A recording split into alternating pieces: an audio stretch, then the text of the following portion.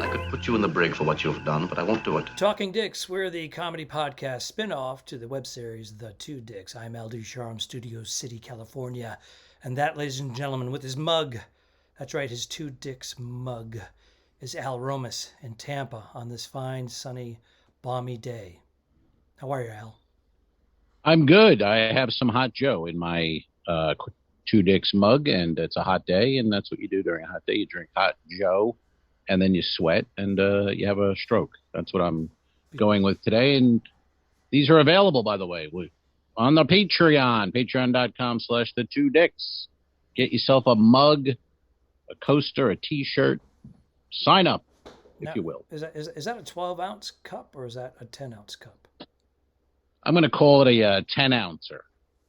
And that's based on nothing.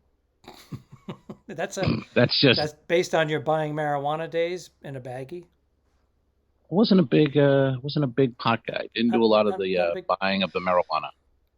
No, I made the purchase a couple of times.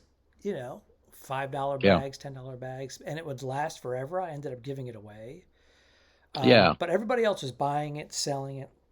It was always around me, and there was a couple of years there. It was like all we were doing was getting high and going to the movies. Mm-hmm. Mm-hmm. Yeah, people loved it. They still love it. I mean, now look at it's legal even here, Tampa Bay. Got the marijuana stores going, and I don't know, not interested. Yeah, never was. So it's so interesting because some people are still serving their prison terms, getting 9 years, 15 years, 20 years for selling marijuana illegally. And yet there's billionaires that are buying into this stuff and making a fortune. And you can go to the strip mall next to the gym and walk in with your bullshit card and get yourself some. They put it out on a nice little piece of felt, like a diamond ring, and here you go. Here's this and this and this, and which ones do you like? And it's completely legal, and But yeah, people are still doing hard time over the pot sale. So it was seems wrong. Uncut hemp. I'll take what's Zales? What's that? Is that Zales Jewelers? Zales is one. K Jewelers. K. It all your kiss begins with K, or your blowjob begins with K. What's that one? What's their slogan? Well, you were not on the advertisement slogan team, so. Your rim job begins with K. Why are you so blue? I'm blue. You're not blue. I've taken over the blue part of the show. We had a blue alert on the last pod. Every anal begins with K. I think it was there. I can't remember the slogan. I'm just trying to throw it out there, trying to guess. It's something like that. But K. But that's mall jewelry. I remember that somebody telling me that, it's mall jewelry. That's how they put it. Like very dismissive. It's mall jewelry. Yeah. I did get some mall jewelry at one time. I also went to the 57th Street. Is it 57th Street? 54th Street down in Manhattan, the jewelry section. What is that called? Do you know what I'm talking about? Oh, the Diamond Exchange or whatever. Diamond District, whatever you want to call it. District, so I made purchases on both. And Jewish. They were Jewish down there, I believe. I got a good deal, on the stone, and then. Oh, you got a deal, huh? Then a better deal on the ring at a mall. Got a deal. But I got a deal. Got a deal. Speaking of deals, you had a deal yesterday, and it sounds like it didn't quite pan out the way you hoped. Yes, I got in line for the Pfizer vaccine at Balboa Park, recreational park here in the Los Angeles area. And basically, if you get there at a certain time, get ahead of the line, if they have any extra doses that they're going to toss in the dumpster, they'll go down the line and give it to people. But not in order. They actually go through the line and say, are you a frontline worker? Are you 65 or older? Are you this, that, and the other thing? So they still, even if you're like the second person in line, it doesn't mean you're going to get the extra vaccine because they prioritize. Any comedians? They prioritize it. Here? I can't talk. Any comedians? Anyone? Can we? No? I bet there's a lot of meth heads and homeless who have been vaccinated because they live in the dumpster, and then the shit gets tossed. Then they just shoot themselves up with it. They probably, you know what I mean? There's probably like these super meth heads now who are vaccinated 25 times. What do you think of that? I think that's a pretty good assumption because you think about needle users, right? When they see a syringe, they're always like, they're going to grab it. They're going to grab it. Yeah. So then they built up now this super tolerance, and who knows what that could lead to? You know what I mean? We could have a homeless variant. Some kind of weird, super vaccinated homeless meth heads roaming the earth. Yeah, and then there's going to be crossbreeding, and then we all become homeless because we can't cope with living indoors. No? I don't think that's going to happen. No, I was kidding. You took it seriously. I did. That's sad. So you did not get your vax, is what you're saying. I did not get my vax. I was there with comedians Kevin Flynn and Jackie Flynn, no relation. And Kevin spearheaded the whole operation. It was his third try. He had put in over 10 hours. He is so discouraged. Wow. Have you ever had that? He goes, I'm unemployed. I might as well stand in line. Sure. He lives with his girlfriend, and she's doing Zoom meetings all day. She's an exec over at Showtime, so she's like all day, and she's like, go out. Get lost. Right. Yeah. Go wait in line with homeless people. Yes. So no, there was people of all ilks. There were people that were some of them all ilks. Ilks. What kind of ilks? Well, there was an elk. There was a 12-pointer elk there. Oh, yeah. Kill that fucker. I hope it's hanging on your den wall right now. He was selling I assume insurance. if you're any real man, if you were a real man, that thing would be on your wall.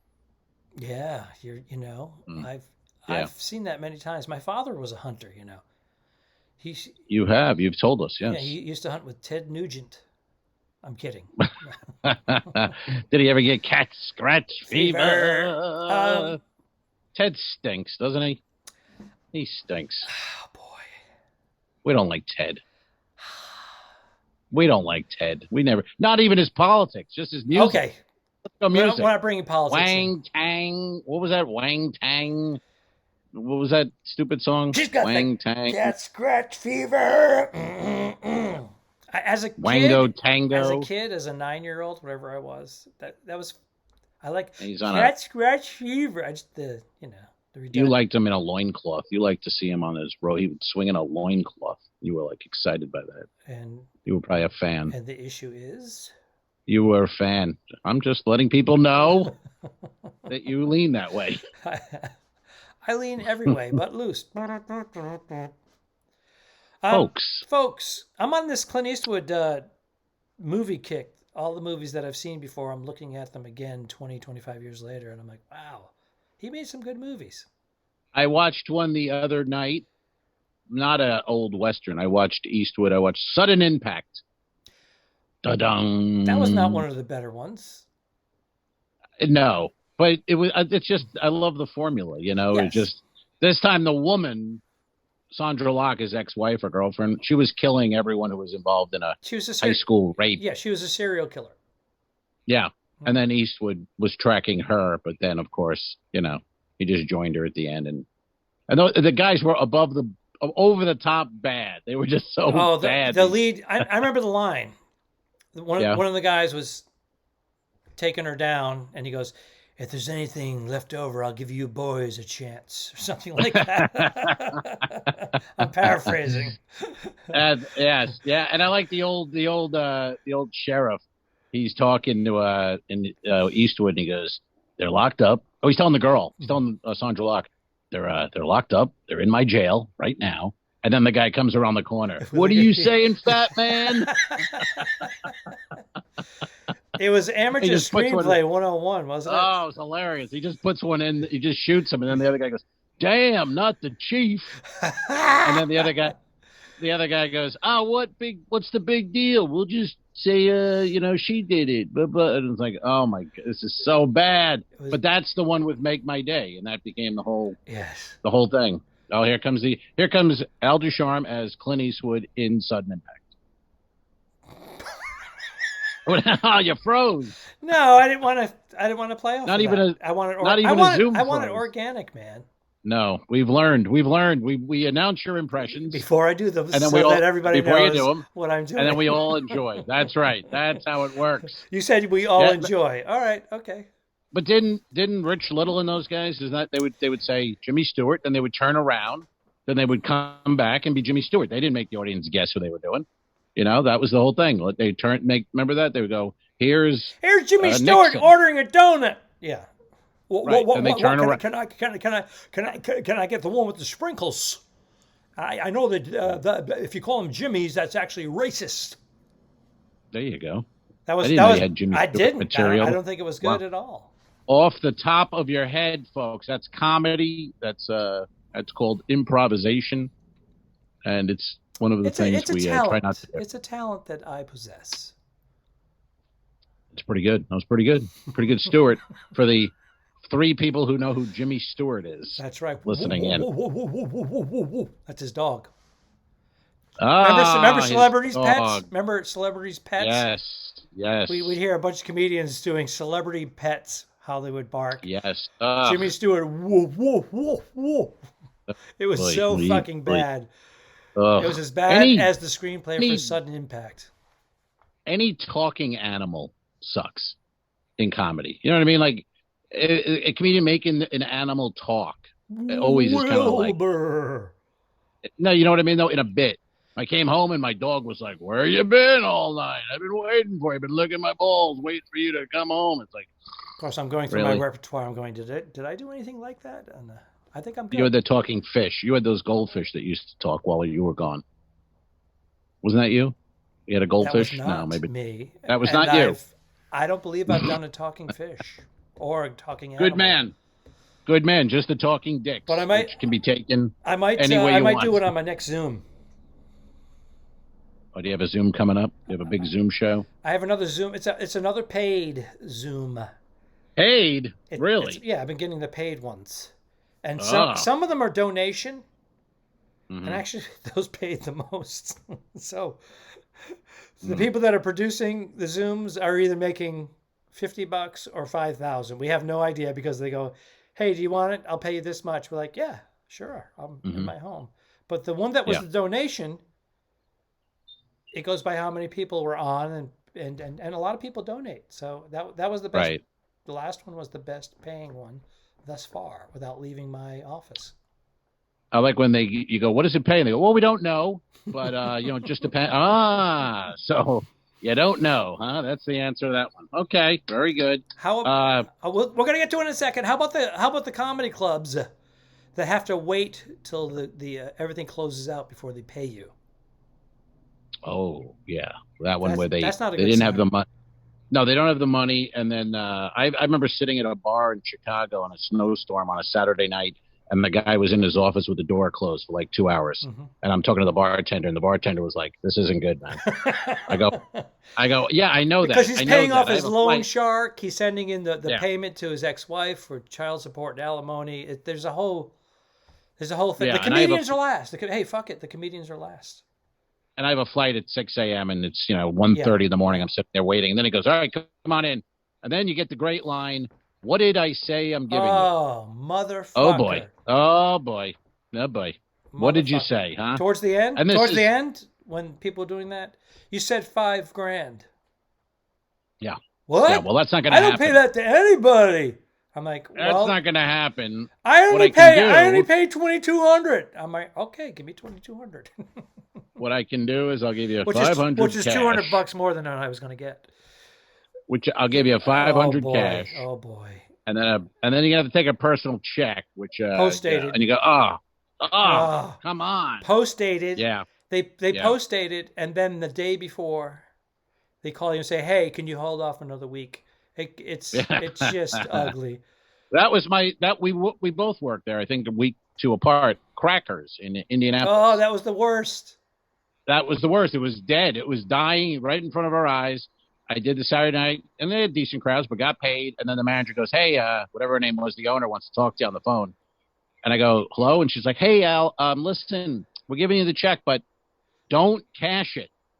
And I go, all right, how long should I wait? She goes, I'll tell you when. I was like, oh, Jesus Christ. I got the same call. And then I knew it was real trouble because the middle act was my buddy John Consoli, and he was only making like $400. Right. And he got the call. Wow. Don't cash that check. And he's like, wow, okay. You don't have the club does not have $400. She added to me, she said, I'm going through a terrible divorce right now. It's like, who cares? I don't give a shit. I don't care. I don't give her the care. That's right. Not my business, lady. You don't have, whatever. I managed a club for a year, and, if you don't have, the money's there. If you're a real club, you have money, and then, you're not, but most of the clubs, or a lot of them, they are dependent upon the weekend. How does the weekend go? We'll have this guy's money or not. But many of them were mismanaged. Many of them were horribly. The owners were taking the money out of the cash register and going out and partying, chicks. Well, booze, the guy Coke. I worked, the guy I worked for, he would just reach into the register with his hand and just take out like $800. Don't count it, and then go out and then leave. Miss the second show because he went out somewhere. And then and then you try to do these books, and the whole thing was, it's not what you make, it's what you keep. Oh yeah, but none of this makes sense now. Yeah. So how do we pay this guy? How do I pay him? Mm-hmm. You know what I mean? Mm-hmm.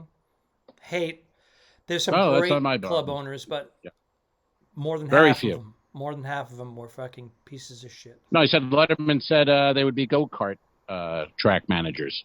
Yeah. If they weren't comedy club owners. Yep.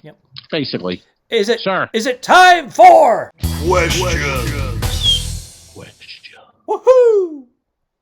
Please stand by. Due to technical difficulties, we'll be right back. I got a phone call, and then I hit the wrong, and then I hit accept instead of ignore. And terrible. This is what you do to me. He got a phone call, ladies and gentlemen, during our Zoom podcast, and there's a way to put "do not interrupt."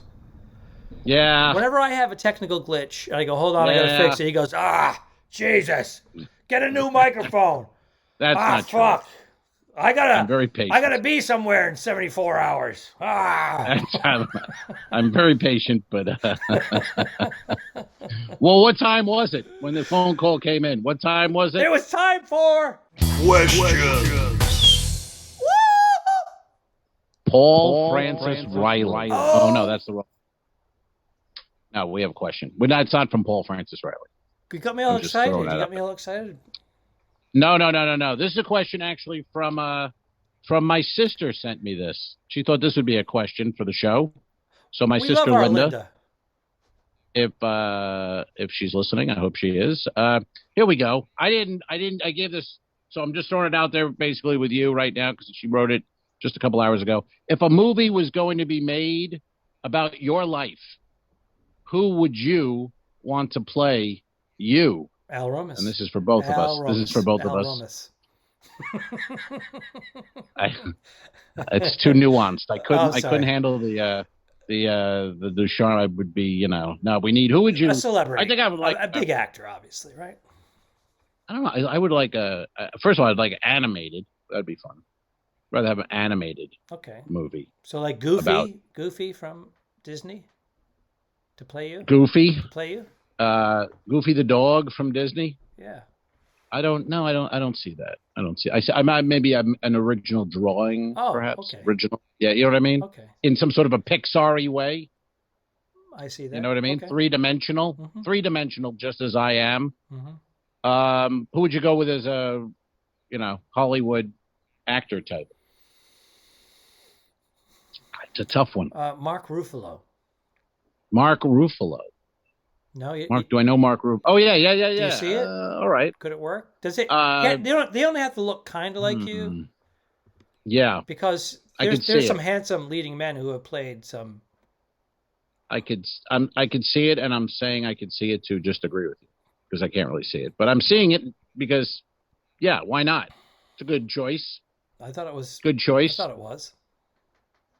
Does he play you from this age on? Does he go younger? Do you want younger? It's a story of your life. I think we're probably the same age within a year or two. Oh, a story. You know which one I didn't? So would you change the actor? Story of your life. Well, you know what I didn't like was that Love and Mercy, the Brian Wilson one? Didn't see Because it. they had two actors. Paul Dano played him as young, and he was fantastic. Then they cut to after the stroke, and it's John Cusack. It was like, what the fuck? John Cusack is Brian Wilson after the stroke. No, sir. That was awful. Oh, I didn't. Awful. I'm not agreeing with that at all right now. I hadn't seen it. I haven't even seen it. But if you watch the Paul Dano as Brian Wilson with the Beach Boys and doing pet sounds, fantastic.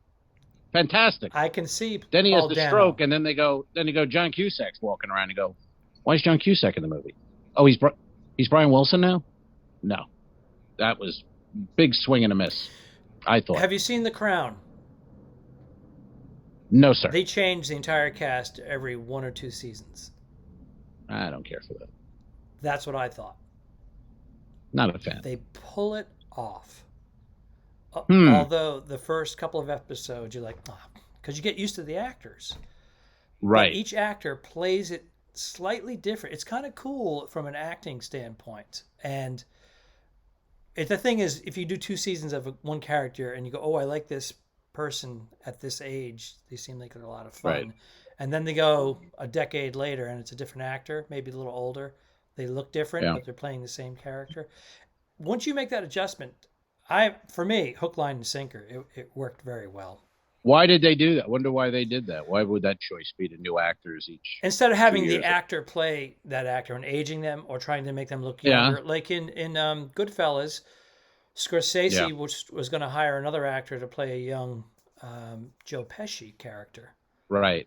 And Pesci said, "No, I want to play. I can do the fucking young thing." So he did an audition tape. He had already got the role, but he said he got a audition tape together and had prosthetics put on and a wig and everything. But they had a kid who looked like him. That kid young, yes, young. But I think it was an Asian fella. In his 20s, they were going to use another actor, so they were actually going to use 2 or 3 actors. But so they used 2, adolescent Joe Pesci to teens, I guess, and then adult.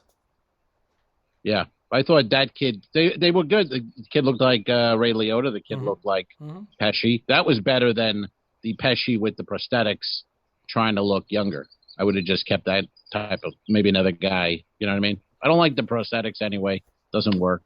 Irishman was horrible. You know, what they try. Yeah. I didn't. Not even prosthetic. They tried to do with digital, and that was awful. I don't know who I'd go. You know what I might go? You know where I might go on mine? Stunt casting. How about some stunt casting? I've been told Helen Hunt. I've been told people my eyes, they remind me of Helen Hunt. So I would have Helen Hunt as a dude play me. What do you think of that? Ladies what do you think of that, Alfred? Please go to our patreon.com/the two dicks and make a huge donation for his medical expenses. He needs help. I'm just saying. He needs help. I've been saying. I've had people. We're out. We're out. You look.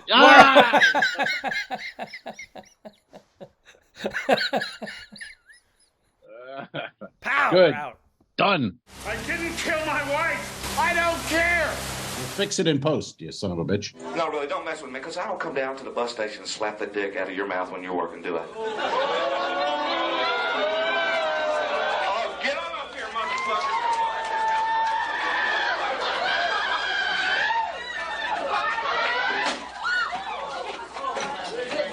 Give me security.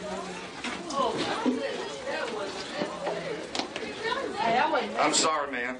The guy fucking came at me. What do you think, folks? No way. Okay, show it.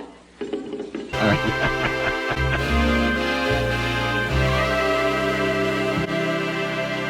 Subscribe. Mary. Go to